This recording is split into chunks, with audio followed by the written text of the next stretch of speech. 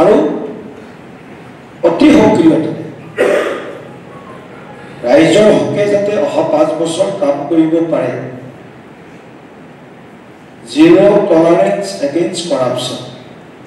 দুৰ্নীতিৰ বিৰুদ্ধে শূন্য সহনশীলতা নীতিৰে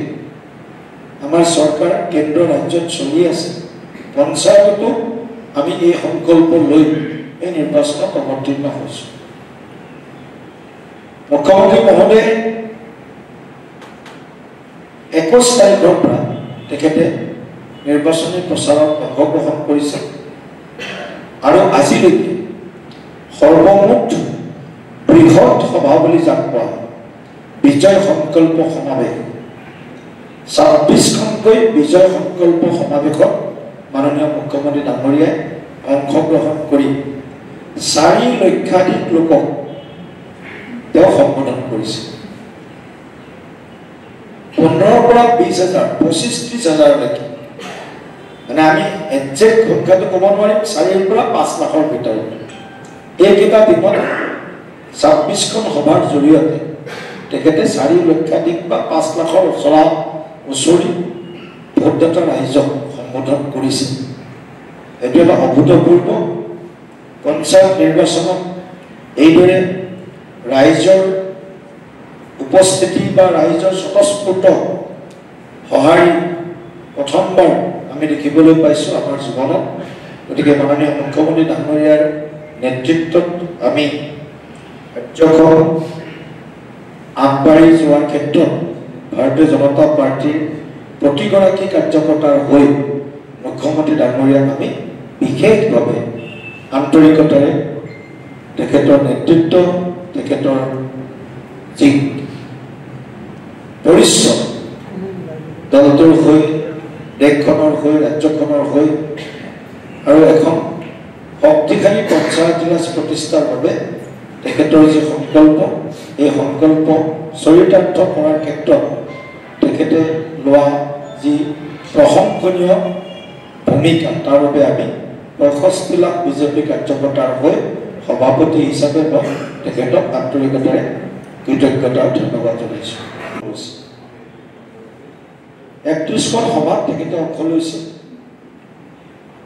শদিয়াতো সভা কৰিছে ধুবুৰীতো কৰিছে এনেকৈ 31খন সভা মাননীয় মুখ্যমন্ত্ৰী ডাঙৰীয়াই শদিয়াতো সভা কৰিছে গোলকগঞ্জতো সভা কৰিছে এনেদৰে 31খন সভাতে অংশগ্ৰহণ কৰিছে তেখেতৰ সভাসমূহতো ৰাইজৰ যথেষ্ট ভিৰ উৎসাহ আৰু উপস্থিতি আমি দেখিবলৈ পাইছোঁ গতিকে মাননীয় প্ৰাক্তন মুখ্যমন্ত্ৰী বৰ্তমান কেন্দ্ৰীয় মন্ত্ৰী শ্ৰদ্ধেয় শ্ৰীযুত সৰ্বানন্দ সোণোৱাল ডাঙৰীয়াকো আমি আমাৰ দলৰ হৈ আন্তৰিকতাৰে কৃতজ্ঞতা জ্ঞাপন কৰিছোঁ ইয়াৰ লগে লগে আমাৰ মাননীয় সাংসদসকল মাননীয় মন্ত্ৰীসকল সকলোৱে একাকাৰ কৰি নিজ সমষ্টিৰ লগতে অন্য দায়িত্বপ্ৰাপ্ত সমষ্টিসমূহতো তেখেতসকলে অবিৰাম প্ৰচাৰ চলাই এই নিৰ্বাচনক এক অন্য আৰু অনন্য মাত্ৰা প্ৰদান কৰিছে 2025 পঞ্চায়ত নিৰ্বাচন কেইবাটাও দিশৰ পৰা অতুলনীয় আৰু গণতন্ত্ৰক শক্তিশালী কৰিব পৰা বিভিন্ন বৈশিষ্ট্যৰে পৰিপূৰ্ণ অহা 7 তাৰিখে আমাৰ দ্বিতীয় পৰ্যায়ৰ ভোটগ্ৰহণ অনুষ্ঠিত হ'ব সামগ্ৰিকভাৱে এই নিৰ্বাচনৰ যি প্ৰচাৰ কাৰ্য এই প্ৰচাৰ কাৰ্য সকলো ৰাজনৈতিক দলে প্ৰচাৰ চলাইছে মানুহৰ ঘৰে ঘৰে গৈছে কিন্তু ভাৰতীয় জনতা পাৰ্টি এনডিএ মিত্ৰজোঁটে এই নিৰ্বাচনটোক আমি সঁচা অৰ্থত গণতন্ত্ৰৰ উৎসৱ হিচাপে ফেষ্টিভেল অফ ডেমক্ৰেচি গণতন্ত্ৰৰ উৎসৱ হিচাপে আমি উদযাপন কৰাৰ বাবে সৰ্বতোপ্ৰকাৰ আমি প্ৰচেষ্টা চলাইছিলোঁ আৰু 7 তাৰিখলৈকে যদিও প্ৰচাৰ নচলে কিন্তু নিৰ্বাচন যাতে শান্তিপূৰ্ণ হয় আৰু ভোটদান যাতে অধিকাধিক হয় তাৰ বাবে আমাৰ প্ৰয়াস 7 তাৰিখলৈকে চলি থাকিব আৰু অহা 7 তাৰিখে দ্বিতীয় পৰ্যায়ত অনুষ্ঠিত হ'ব লগা পঞ্চায়ত নিৰ্বাচন 2025 বাবে মই প্ৰতিগৰাকী গয়া ভোটদাতা ৰাইজক দলে বলে ওলাই আহি এই গণতন্ত্ৰৰ উৎসৱটো উদযাপন কৰাৰ বাবে মই আহ্বান জনাইছোঁ সকলোৱে ভোট দিবলৈ ওলাই আহক আৰু 100% ভোটদান এইটো সুনিশ্চিত কৰাৰ কাৰণে সকলোৰে মই সহযোগিতা বিচাৰিছোঁ এটা বিষয়টো সংবাদ মাধ্যমে প্ৰায় সংবাদ মাধ্যমে এটা বিষয়টোক লৈ বহুত চৰ্চা কৰিলে গৌৰৱ গগৈ সন্দৰ্ভত গ্ৰামাঞ্চলৰ বিকাশ উন্নয়ন যিমান আমি কথা কৈছোঁ তাতকৈও গৌৰৱ গগৈ প্ৰসংগই বেছি স্থান পাইছে এইকেইটা সেইকাৰণে আমি কৈছোঁ যে গৌৰৱ গগৈৰ বিষয়টো আহিব কাৰণ গৌৰৱ গগৈ যিখিনি উত্তৰ ৰাইজক দিব লাগিছে সেই প্ৰশ্নৰ উত্তৰ তেওঁ নিদিয়ে সেইকাৰণে আপোনালোকৰ প্ৰশ্ন মতে আমিও উত্তৰ দিব লগা আকৌ ৰাইজে কমেণ্টত ছ'চিয়েল মিডিয়াত লিখে আপোনালোকৰ আৰু বেলেগ নিউজ নাই যিমান ছ'চিয়েল মিডিয়াত কমেণ্ট পঢ়িব এয়া প্ৰতিদিনৰে হওক ক্ৰছ কাৰেণ্টে হওক নিউজ লাইভে হওক যিকোনো প্ৰাক চেনেলে হওক তলত যেতিয়া কমেণ্টবিলাক পঢ়া যায় তেতিয়া মানুহে বহুতে যে আপোনালোকৰ আৰু বেলেগ বিষয় নাই নেকি এইটো বিষয়তে নিৰ্বাচন খেলিছে কিন্তু আমাৰ এইটো বিষয় নিৰ্বাচন নহয় এইটো এটা গুৰুত্বপূৰ্ণ বিষয় কিন্তু আমি গ্ৰামাঞ্চলৰ ৰাইজৰ কাৰণে আমাৰ যদি যিমান ছ'চিয়েল মিডিয়া বা ফেচবুক কওক এক্স কওক বা ইনষ্টাগ্ৰাম কওক ইউটিউব কওক যিমান আমাৰ প্লেটফৰ্ম আছে বিজেপিৰ পৰা আৰম্ভ কৰি ইণ্ডিভিজুৱেল সকলোতে কিন্তু আমি পঞ্চায়ত ৰিলেটেড আমাৰ সংকল্প আমাৰ কৰ্ম আমাৰ আঁচনিবিলাকক কিন্তু আমি প্ৰাধান্যতা দিছোঁ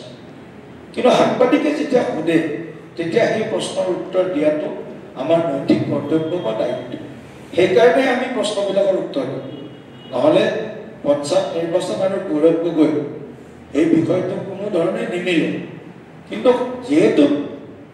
বৰ্তমান গোটেই বিষয়টো এটা সকলোৰে এটা মানে জানিবৰ ইচ্ছা আছে প্ৰশ্নটো সঁচা নে উত্তৰটো সঁচা প্ৰশ্ন কৰাটো ভুল নে উত্তৰ নিদিয়াটো ভুল মানুহৰ মনত এতিয়াও কৌতুহল আছে গতিকে প্ৰশ্নটো উত্তৰটো দি দিলে হ'ল গৈছিল নে যোৱা নাই যদি গৈছিল যদি যোৱা নাই চৰকাৰে এতিয়া যেতিয়া সম্পূৰ্ণ ইয়াৰ SIT প্ৰতিবেদন প্ৰস্তুত হ'ব চৰকাৰেতো প্ৰতিবেদন দাখিল কৰিব SIT কিন্তু তাৰ আগত যিহেতু আপোনালোকৰো বহুত জিজ্ঞাসা আছে আৰু আমিও এই জিজ্ঞাসাৰ উত্তৰ দিয়াটো জনপ্ৰতিনিধি হিচাপে হওক বা দলীয় কাৰ্যকৰ্তা নেতা হিচাপে হওক সেই প্ৰশ্নৰ উত্তৰ দিব লাগে সেইকাৰণে আমি প্ৰশ্নৰ উত্তৰ দি আছোঁ কিন্তু পঞ্চায়ত নিৰ্বাচনটোৰ লগত গৌৰৱ গগৈৰ প্ৰসংগৰ কোনো ইয়াত মানে প্ৰাসংগিকতা নাই কিন্তু দেশৰ ৰাজনীতিৰ লগত দেশৰ স্বাৰ্থৰ লগত গৌৰৱ গগৈৰ প্ৰসংগটো অত্যন্ত মহত্বপূৰ্ণ প্ৰসংগ আমি কৈ আছোঁ গাঁৱৰ ৰাইজৰ কথা এওঁলোকে কৈ আছে গৌৰৱ গগৈৰ কথা আমি কেতিয়াও গৌৰৱ গগৈৰ কথা কোৱা নাই আপোনালোকে সোধা কাৰণে গৌৰৱ গগৈৰ কথা ক'ব লাগে আপোনালোকে যদি আজিও নুসুধে আজিও একো কথা নকওঁ কিন্তু সুধিলেতো উত্তৰ দিব লাগিব আৰু যিটো সোধাটো আপোনালোকৰ কৰ্তব্য সুধিবও লাগিব আপোনালোকে কাৰণ ৰাইজকতো সঁচা কথাখিনি আপোনালোকে আগবঢ়াই দিব লাগিব ৰাইজক সঁচা কথা মিছা কথা নে কি এইখিনি কথা আপোনালোকৰ মাধ্যমত ৰাইজে গম পাব গতিকে যিয়ে নহওক এতিয়া এই বিষয়টো এইকাৰণে মই এবাৰ স্পষ্ট কৰি দিছোঁ আমাৰ কাৰণে গাঁৱৰ প্ৰজা গয়াৰ ৰাইজ সদায় সন্মুখত আছে গৌৰৱ গগৈ নহয় আমাৰ কাৰণে উন্নয়ন সন্মুখত আছে আমাৰ কাৰণে দেশৰ সুৰক্ষা সন্মুখত আছে আমাৰ কাৰণে প্ৰতিটো জাতি জনগোষ্ঠীৰ সমবিকাশ আৰু তেওঁলোকক সমভাৱে ন্যায় দিয়াটো আমাৰ যি এজেণ্ডা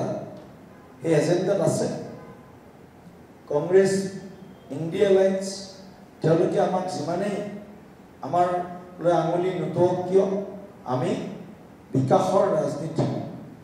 গাঁৱৰ ৰাইজক শক্তিশালী কৰা স্বাৱলম্বী কৰা স্বাভিমানী কৰা আৰু গ্ৰামাঞ্চলত আমি আগবঢ়াই লৈ যোৱাৰ বাবে পঞ্চায়তী ৰাজ ব্যৱস্থাটোক শক্তিশালী কৰি এখন সুৰক্ষিত আৰু সমৃদ্ধিশালী অসম নিৰ্মাণ এই সংকল্প লৈ এই নিৰ্বাচনত অৱতীৰ্ণ হৈছোঁ